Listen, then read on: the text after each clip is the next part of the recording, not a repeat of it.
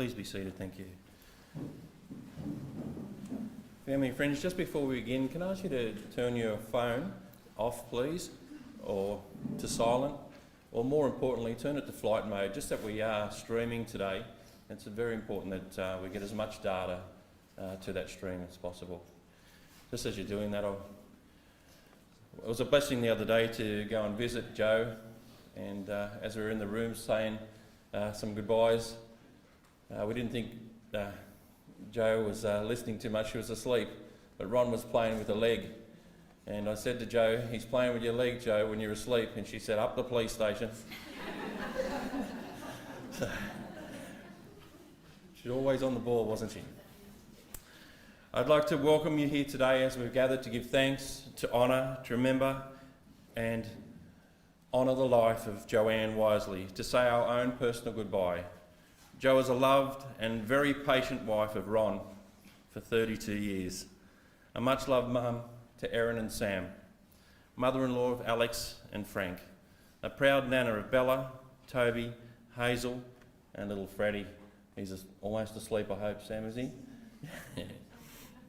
A beloved sister of Jacinta and Lisa, a favourite daughter-in-law of Gwen, a sister-in-law to Cheryl, Tom and Graham, and Jo is loved and missed by all of her family. And today, as we look back at Jo's life and think back at the years that have gone by, as we do on occasions such as this, there's a few suggestions that I can make.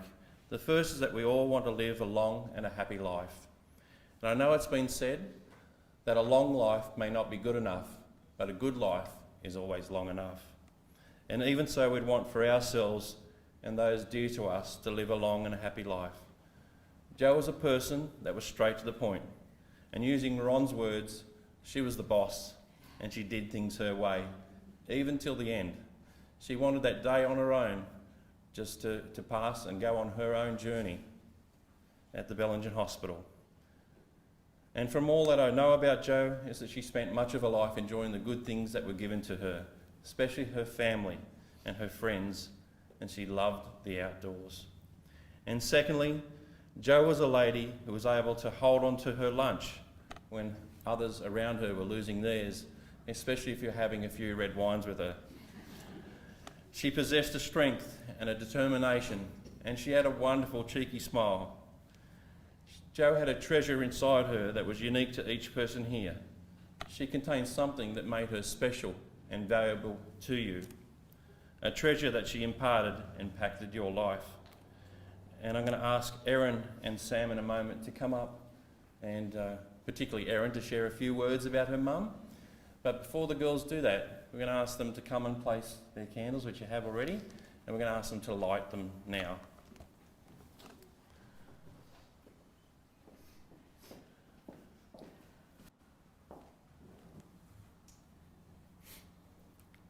The light from the candle is a sign of Jo's spirit and presence. May it enlighten the thoughts and the tributes that we share and give us hope throughout this service. And Jo, may the love and the light of your family and friends surround you and wrap you in its care, and know that you'll always be in our thoughts and in our prayers. Thanks, Erin.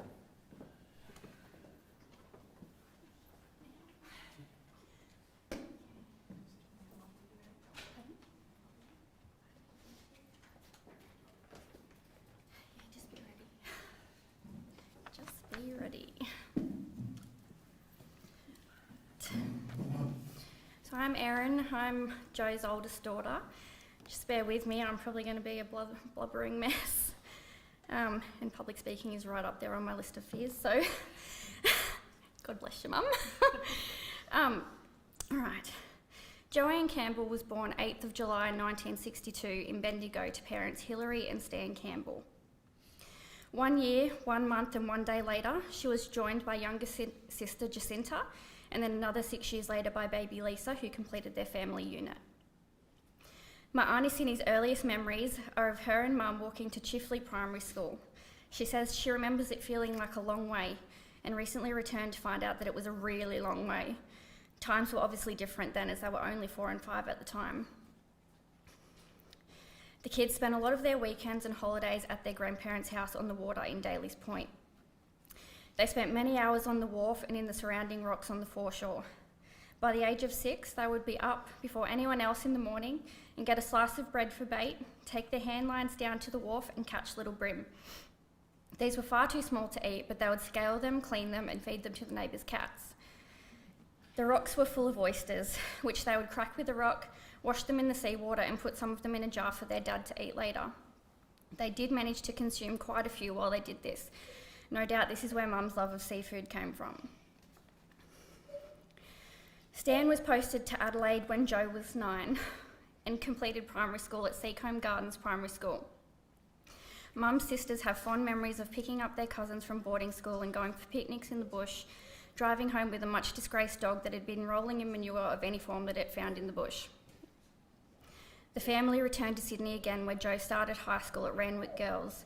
A favourite outing was to Cobbler's Beach on the North Shore, where the girls would go armed with eskies of beer, soft drink and a picnic lunch. The beach was on an army estate, and they were sometimes given rides on the army duck that seemed to have to go really slow as they went past the local nudist beaches. After 2 years back in Sydney, Stan got posted to England. They arrived in November, and on their first Christmas day awoke to a light dusting of snow. Auntie Cindy said it was magical. Joe and Cindy got their first ever push bikes and discovered that they could go and see things by themselves. They rode for miles on the weekend, visiting nearby villages, attending events and meeting up with friends. Every Friday night, the school youth club had a disco for students. They would be dropped off by their parents at 7 p.m. and collected at 11 p.m. Cindy had to remind Joe frequently to be back from the local pub before their mum and dad arrived to pick them up. The thing that Auntie Lisa remembers the most from these early days is Mum's unique sense of style. Her favourite outfit in England consisted of rainbow toe socks and platform shoes. Her love of bright, colourful clothes and her own sense of style is something she carried through her life. She was never one to go with the grain. When the family returned to Sydney, Jo decided to leave school and went to work at a bank.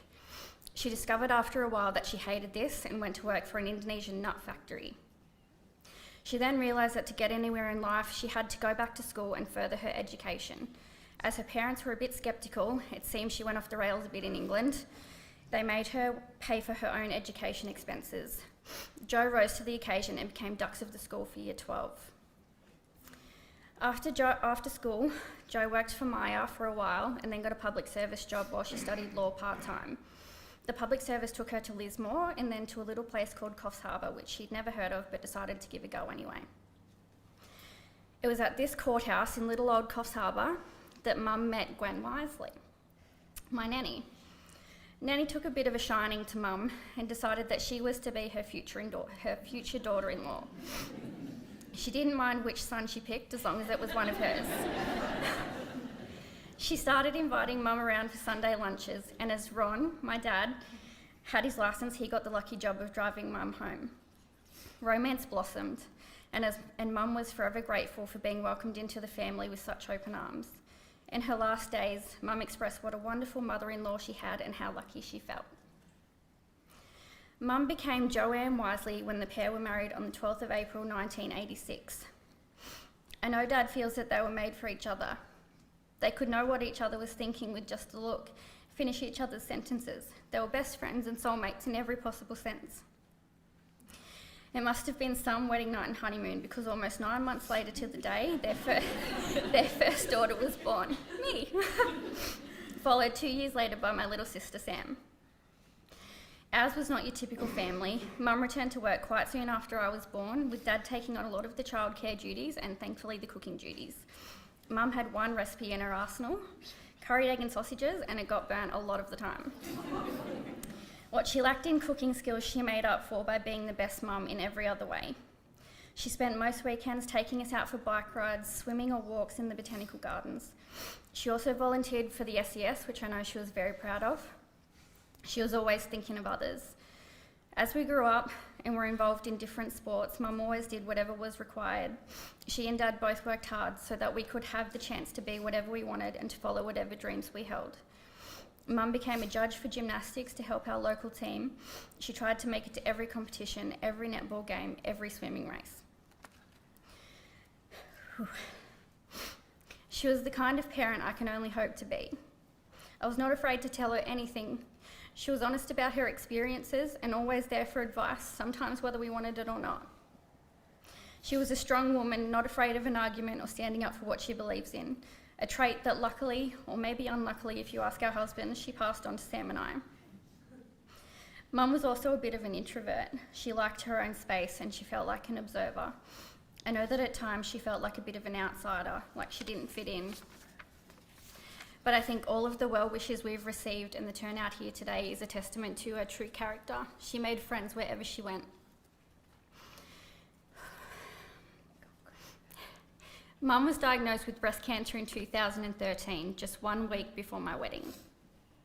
She kept it a secret from me until after the wedding, as she didn't want it to taint my memories of our day.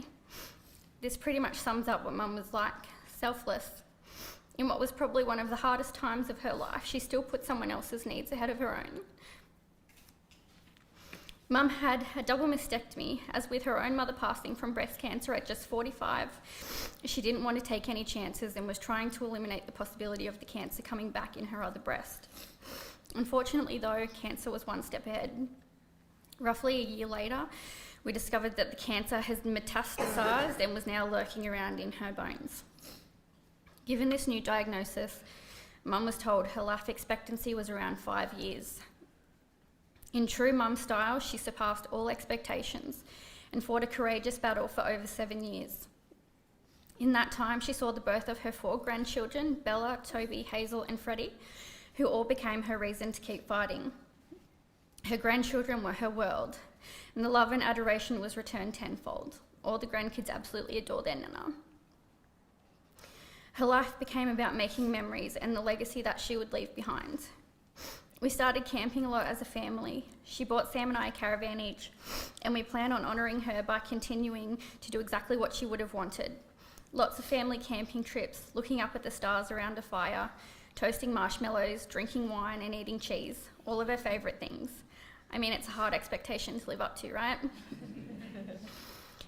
There are no words that are enough to express just how proud we are of Mum, of the impact that she made in the world, of the inspiration she was to others in her fight and in her life. It's even harder to find the words to express how we feel now that she's gone. She was not just a mother and a wife. She was a grandmother, a daughter, a sister, a niece, a cousin, an auntie, an in-law, and a beloved friend. She lived with kindness, compassion, generosity, and love. The world was a better place for having her in it. But goodbyes are only for those who love with their eyes. For those who love with their heart and soul, there is no separation. She'll always be with us in our hearts and will continue living through our memories and the stories we tell. Think of her when you look up at the stars. She'll be there watching us, laughing and crying with us. I love you so much, Mum. I'm so proud to be your daughter, and I'll miss you every day. But it's not goodbye. It's just until we meet again.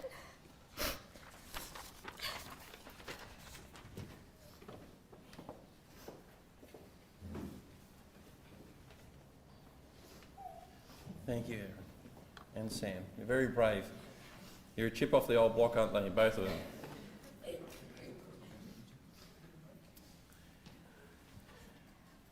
I'd like to open the lecture now to any family or friends that would like to come up and share something about Jo. Lisa, you're going to come up and...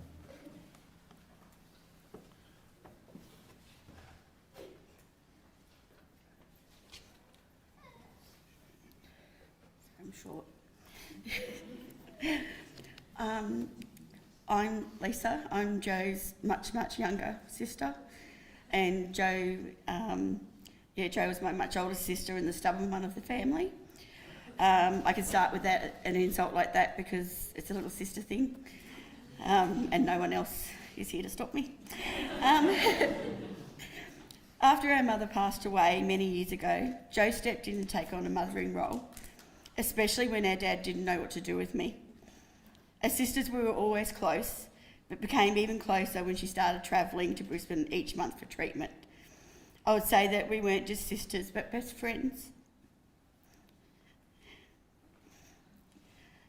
Sorry. I will greatly miss my drive home entertainment on Monday afternoons. Every Monday I would call her as I left work, and we would talk for the hour-long drive home. Jo lived and fought hard for her family. Love shone from her eyes when she talked about her loved ones. Her love for Ron was humbling to see, and she treasured the love they shared and the life that they lived together. My sister Jacinta and I are forever grateful to Ron for the love and care that he has always shown for my beautiful sister Joanne. Jo's pride and joy were her 2 daughters, Erin and Samantha, but when they met their soulmates Alex and Frank, there were moments when I think Jo's adoration for her son-in-laws outshone her love for her girls.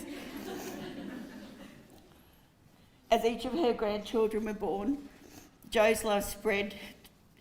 Her grandchildren gave her even more reason to fight this terrible disease called cancer. Jo's face lit up every time she talked about her grandchildren, Bella, Toby, Hazel and Freddie. She absolutely glowed whenever she talked about them and treasured every minute she spent with them.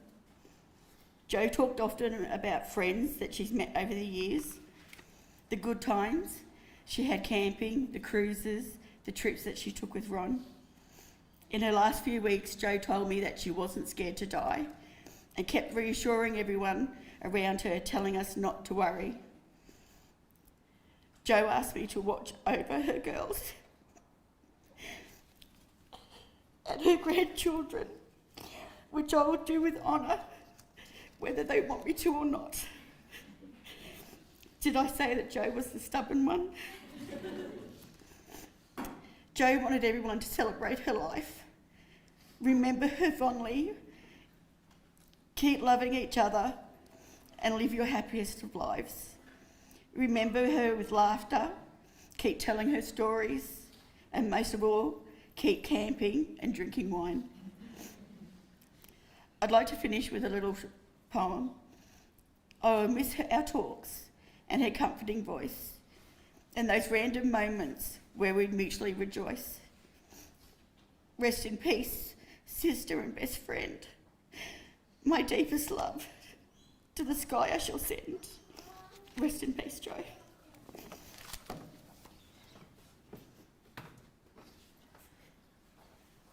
Thank you, Lisa.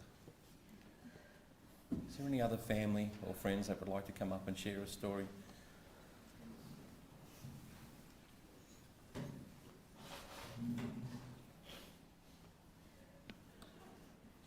Jan, g'day Jan.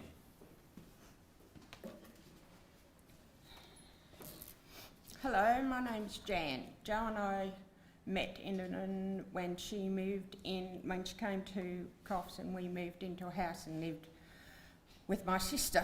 And that's where our friendship lasted and our drinking of wine started. And we had lots of fun and laughter, and there were a lot of stories that I can't tell because of the situation we're in here. But one that I will, and Jo and I quite often talked about it.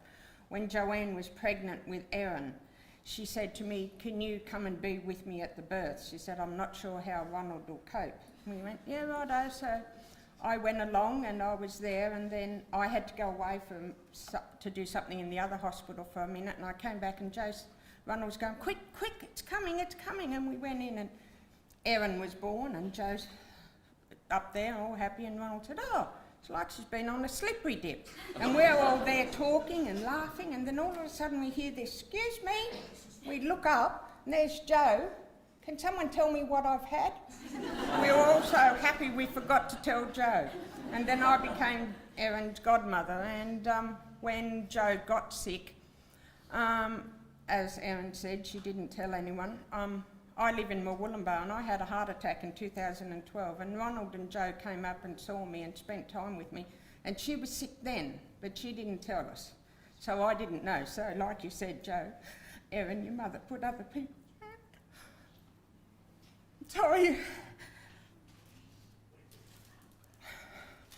And when they used to drive up to Brisbane for treatment, Jo would ring, "We're 5 minutes down the road, put the kettle on or get the wine out," whatever comes first. So, and I know she loved you, Ronald's your best friends, and life's just not going to be the same without her.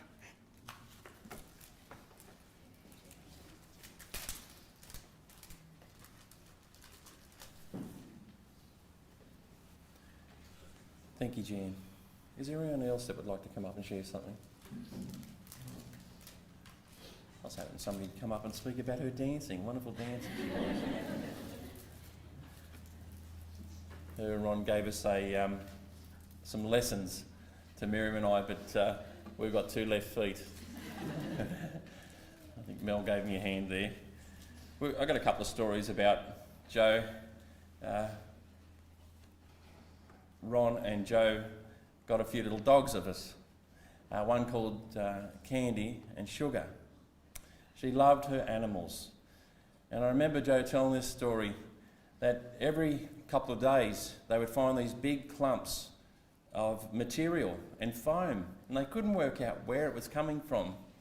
And then one day, a few weeks later, they woke up and their bums were dragging on the ground in bed. The dogs had got all the insides of the bed and pulled it out.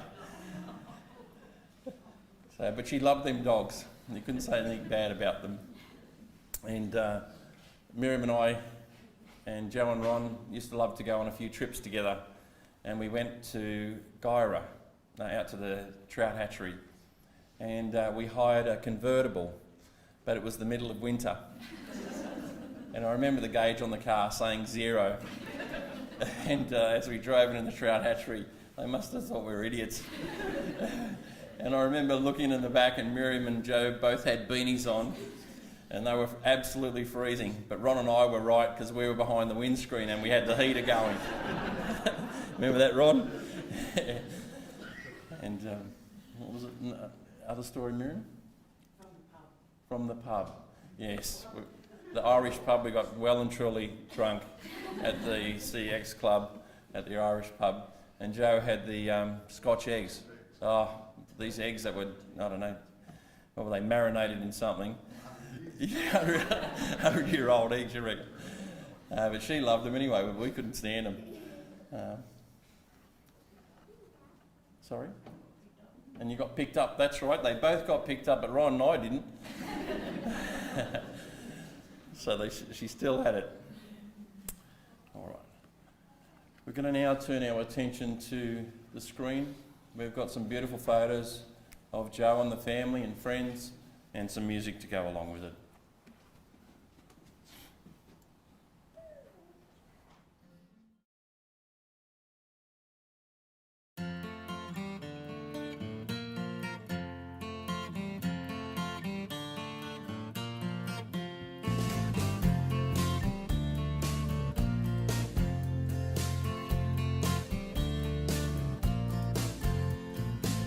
I know somebody and they cry for you.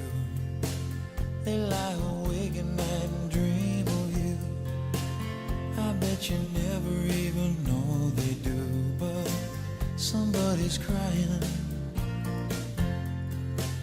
I know somebody and they call your name 1,000,000 times and still you never came. They go on loving you just the same. I know that somebody's trying. So please return the love you took from me. Oh please, you let me know if it can't be me. I know when somebody's lying. I know when somebody's lying.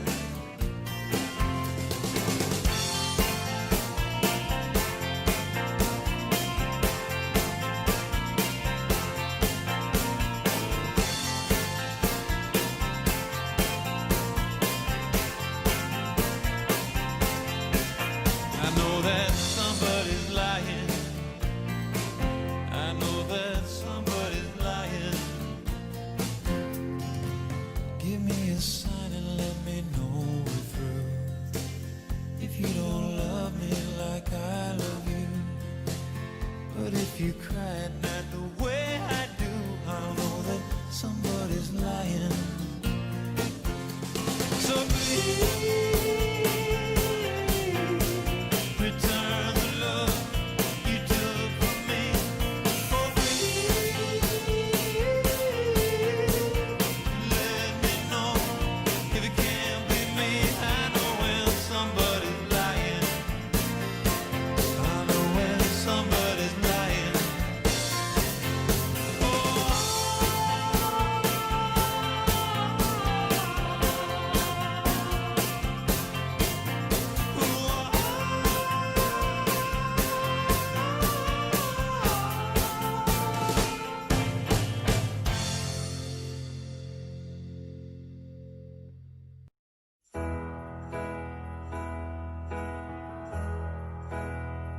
I sit and wait. There's an angel contemplate my fate. And do they know the places where we go when we're gray and old? 'Cause I have been told that salvation lets their wings unfold. So when I'm lying in my bed, thoughts running through my head, and I feel that love is dead, angels instead. And through it, oh, she offers me protection, a lot of love and affection, whether I'm right or wrong. And down the waterfall, wherever it may take me, I know that life won't break me. When I come to call, she won't forsake me. I'm loving angels instead. When I'm feeling weak and my pain walks down a one-way street, I look above and I know I'll always be blessed with love. And as the feeling grows, she breathes flesh to my bones. And when love is dead, I'm loving angels instead. And through it, oh, she offers me protection, a lot of love and affection, whether I'm right or wrong. And down the waterfall, wherever it may take me, I know that life won't break me. When I come to call, she won't forsake me. I'm loving angels instead.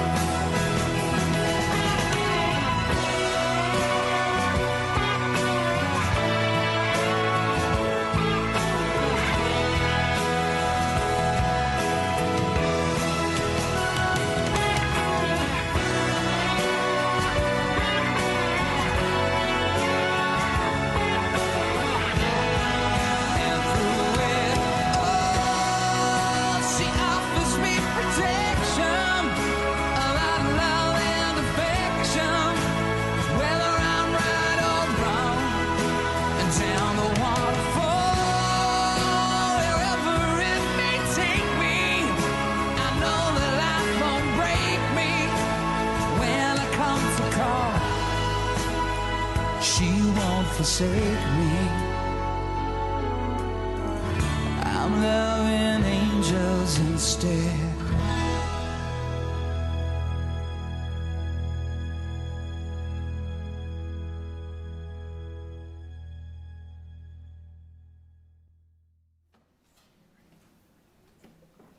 Some great photos.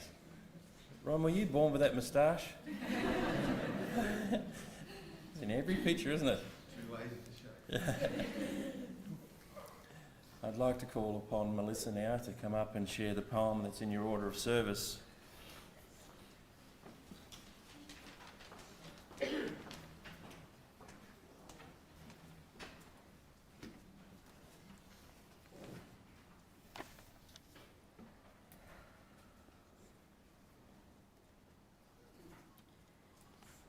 Do not stand at my grave and weep.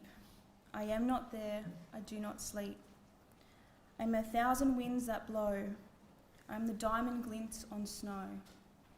I am the sunlight on ripened grain. I am the gentle autumn rain. I am the shining star at night when you awake to the morning light. My time has come, I am at rest. I am the sunset in the west. I am the clouds that race above, where I watch over those I love. Do not stand at my grave and cry. I am not there, I did not die. So hear these words that here I say. I am the love that guides your way.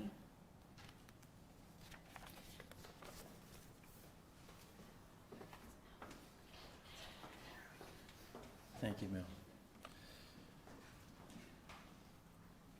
It's not easy for everyone to get up here and speak. We'd like to give everyone an opportunity to say their own goodbye to Joe. We're going to listen to a song, The Promise, and during this time we're going to place some flowers out of the garden. Some lavender out of Joe and Ron's garden. Thank you.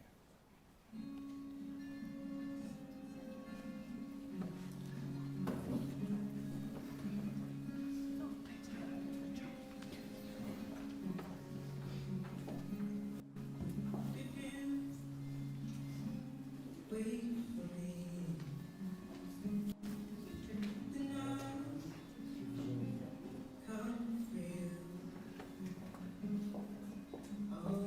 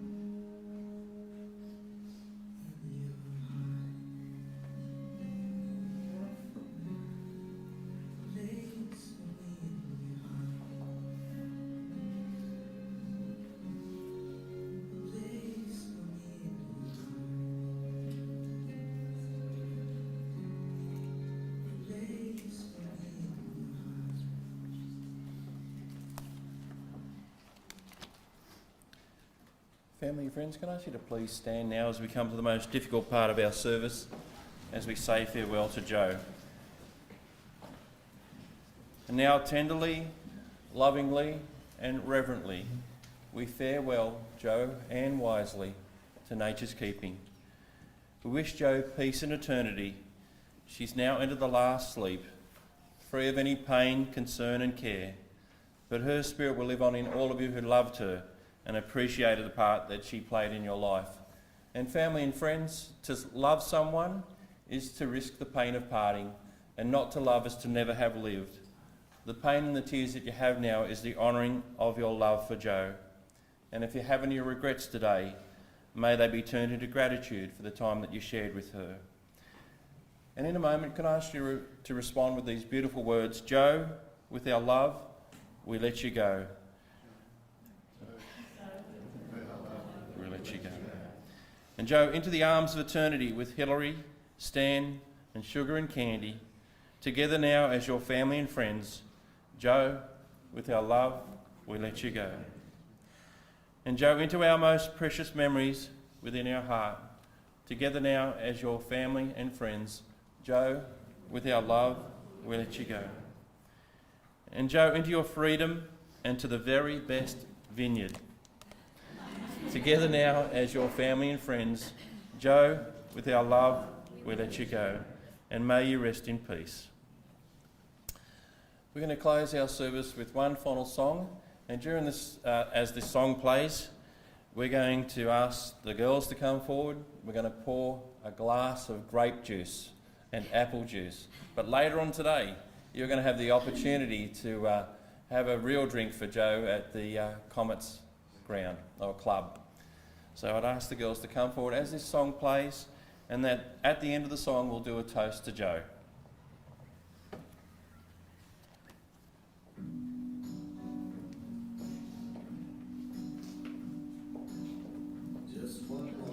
And Dad, yep, thanks Dad, sure.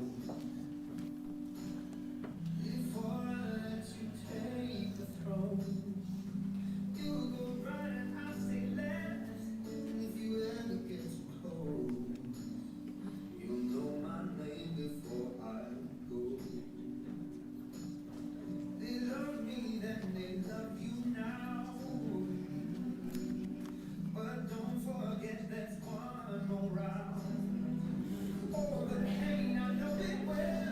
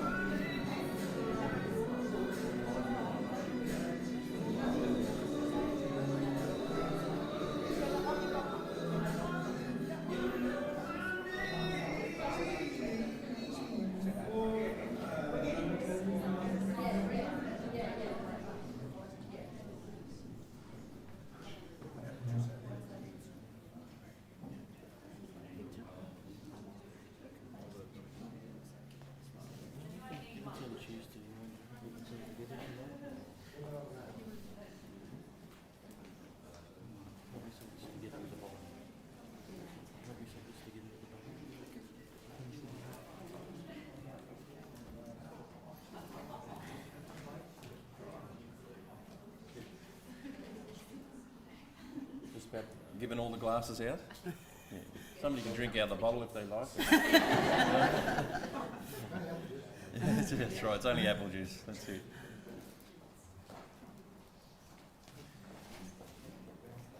I'll send this bit in a minute. Are you right, Mel? Yep. The words on the cross stitch on your order of services were important to Joe. They say, walk tall as the trees, live strong as the mountains, and be known by the tracks that you leave. Joe's legacy lives on not just in us, but in her children and in her grandchildren. It also lives on in her arts and crafts. Cheers to you, Joe, and to all your beautiful creations and memories. May she live on through them. Cheers, Joe.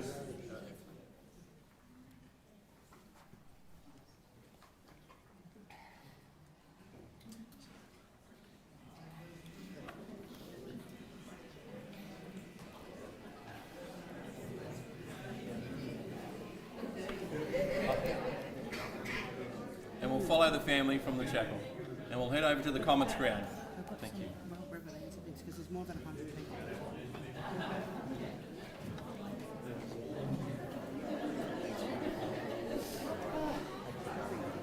Oh, I think we did the honour, didn't we? I think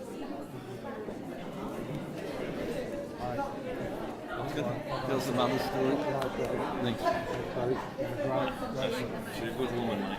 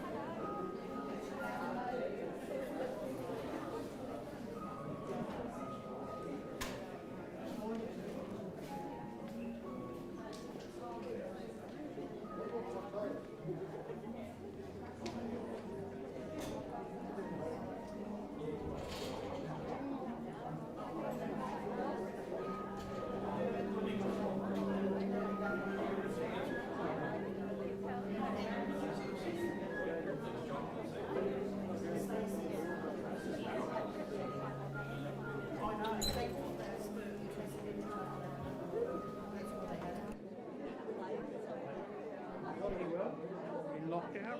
We're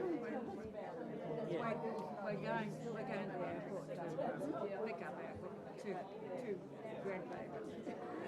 Right, They're in yeah. Victoria, and they were coming up on Thursday.